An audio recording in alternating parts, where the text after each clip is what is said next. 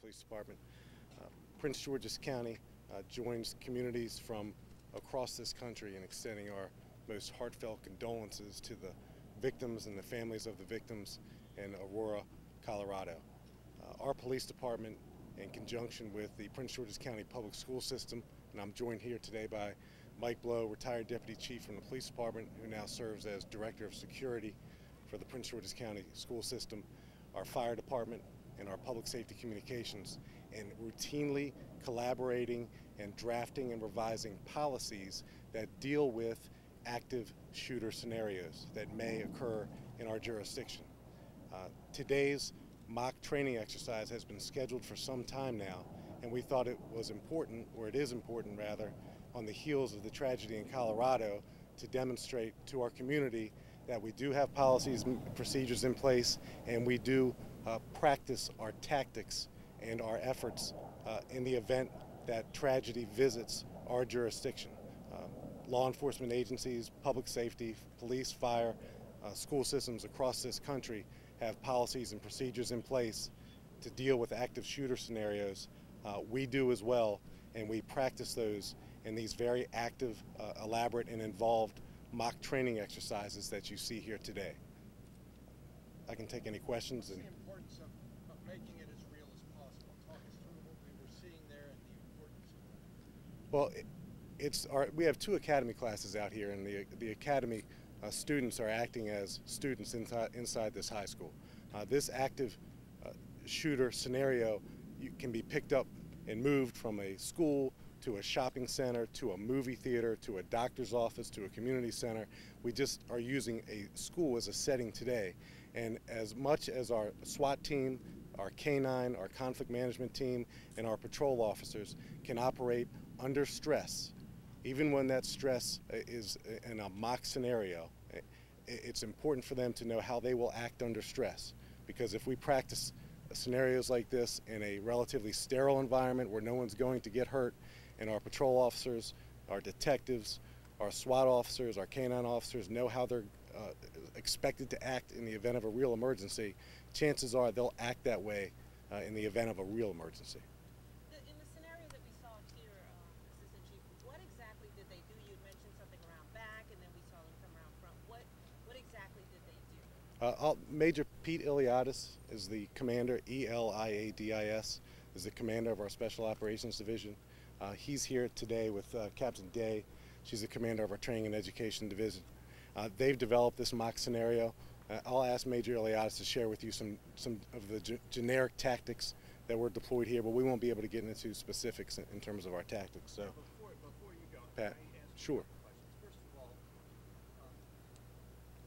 what can police do to prevent something like what happened in Colorado at that movie theater? Is there anything police can do to prevent that kind of issue? The police, fire, school employees can do the same thing that we ask of our citizens, and that's simply, if you see something suspicious, to act on your suspicion. And acting on that suspicion involves alerting an authority.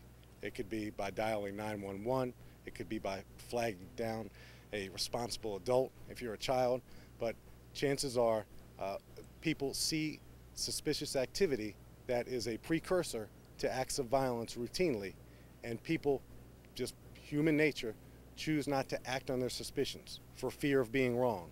What we'd like to tell our citizens, it's okay if your suspicions are off base. Let us verify your suspicions. Let us make contact with the folks that you see involved in suspicious activity. But it's as simple as see something, say something. And we'd like to take this opportunity to encourage folks to do that, whether you're at a movie theater, a shopping center, at a school, or just in your neighborhood. If something doesn't appear to be in place or appears suspicious in nature, simply call the police. And deployment of police officers can make a difference as well? It certainly can. A person who is determined to do harm to society, for example, if he or she encounters a police presence at a shopping center, at a school, then he or she is more than likely going to go somewhere else and commit the act that they intended to commit where they saw a uniformed police officer. So our police department is aware of on the heels of this incident in Colorado. We're aware of our movie theaters right now. We've added extra patrols at all of our movie theaters. We're aware of the show times associated with the movie involved in this incident, and we're making contact with the managers and the ownership of our movie theaters to ensure that they're aware that they will be seeing more police officers in and around their movie theaters. Which movie theaters, and is it only Prince George's that's doing this, or are other counties also on it? I'm sure other counties are taking similar measures. There are several movie theaters in Prince George's County. There's a half a dozen or so that we've identified as movie theaters that we're going to be adding extra attention to. Okay, and are there any other facilities in addition to movie theaters, or mostly at this point? No, we're generally aware every day of our critical infrastructures in Prince George's County. There are buildings, there are facilities in our county that we've identified that routinely need and deserve extra police attention, and we give extra police attention to those facilities on a daily basis. On the heels of the tragedy in Colorado, we're certainly committed to giving extra attention to movie theaters in Prince George's County as well. So if Mike Blow's here, he's the Director of School Security. They're a big part of this, and if not for their outreach to the police department, we wouldn't be able to be here and partner with them to conduct this mock exercise. So, Mike, you want to? Again, just to echo the Assistant Chief's comments, we try to collaborate as often as we can with all of our partners in public safety, the fire department, the police department, and others. And this is just another example of that collaborative effort. And we're all committed to working together to make sure that not only are our schools safe, but our community is safe as well. Thank you.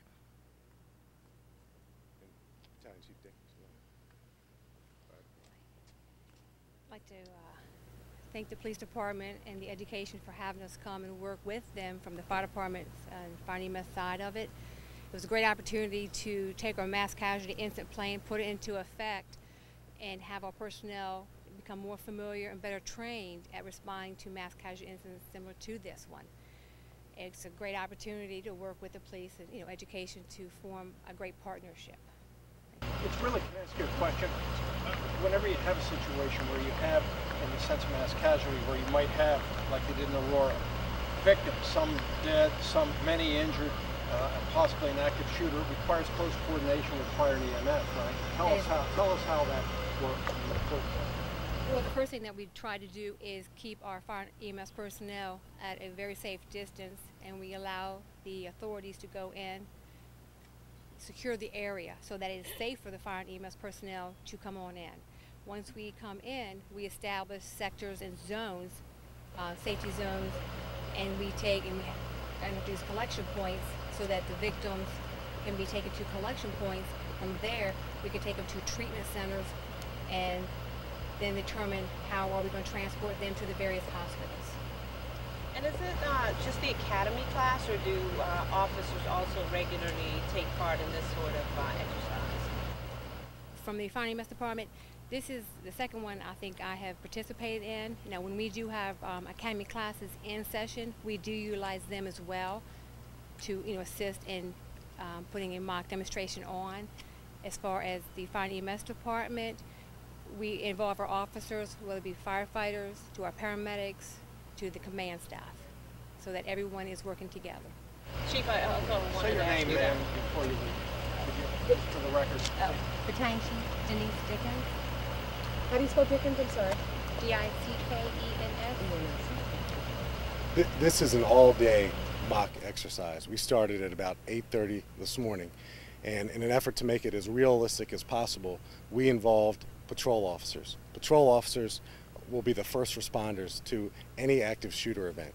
What you see behind me now is our SWAT team and our conflict management team.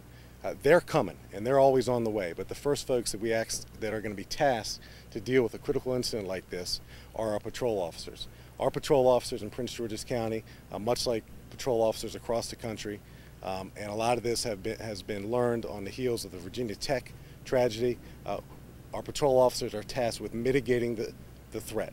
So we identify the threat or threats associated with a school shooting or a mall shooting event, and our patrol officers have been tasked with mitigating that threat. and then evacuation procedures take place, and a perimeter is established and held for the conflict management team to deal with, and that's what you see here behind me now. Our SWAT team, our K-9, our hostage negotiators, the fire department bomb squad, they're here to make sure that this entire facility, and a lot of these facilities that are chosen by folks who intend to do us harm are large facilities. Columbine is one example several years ago, so we have to have the appropriate personnel here to secure this building. But the most important thing is to mitigate the threat and to get those folks who are inside a facility like this out of harm's way. Any other questions? We do this a couple times a year. It's quite an elaborate event. Our training and education folks and our District 2 station where you are today and our Special Operations Division prepares. None of these events can take place without our 911 call takers and our dispatchers. We receive critical information from them. So Public Safety Communications is part of this mock exercise today. Vicki Shepardson represents Public Safety Communications to your right, and that critical information comes into 911 to a dispatcher, and it's communicated to patrol officers and eventually to our conflict management team. So they're a really big part of this. So it's really four-pronged here today: police, fire, school, and public safety communications. Would I be able to get, or should I get him after? Sure. Good afternoon, everybody. I'm A.J. Leotis, Commander of Special Operations Division. Just kind of trying to get a sense of exactly what they do. They were around back and then they came around front. What are we seeing? What do they expect to do today? Every active shooter scenario is unique in itself based on the environment, the hostage takers, or the individuals committing the harm. In this particular scenario, you've seen a multi-pronged entry. So although you saw one part of our emergency services team come in through the front, simultaneously we had other units go around the back. So the goal really is to mitigate this as quick as we can, and one of the strategies we do is we do a multi-pronged approach for containment, to contain that individual so no more harm comes to the innocent people. We saw the helicopter that was part of this as well. Yes. What role does the helicopter play? Aerial support is critical in scenarios like this because, one, it can let us know rooftop access in case we have to get in there. Is there any fires going on? And if there are, then we need to relay that information to our partners. Also, it's also good for traffic because a lot of times in real scenarios like this, you will have, let's say it was a school, you would have the parents coming in. So we'd have to deploy resources to redirect traffic so we can make sure our first responders come in and render aid accordingly. And just lastly, Colorado, what pretty much what you did here is what they would have done. And just so I'm clear, Colorado, the movie theater, the unfortunate, that is a unique scenario. They're dealing with a lighted situation. It's dark in that movie theater. It may not be that controlled. They're dealing with where individuals are trying to run out of one area. So it's a lot harder for individuals to come in because on a movie theater, as we all know, everyone is going to rush out the same door. Over here, we're fortunate we have multiple areas that we can come in and also do self-evacuating for victims. So every scenario is unique. So any more questions? Thank you. Thank you. Yeah.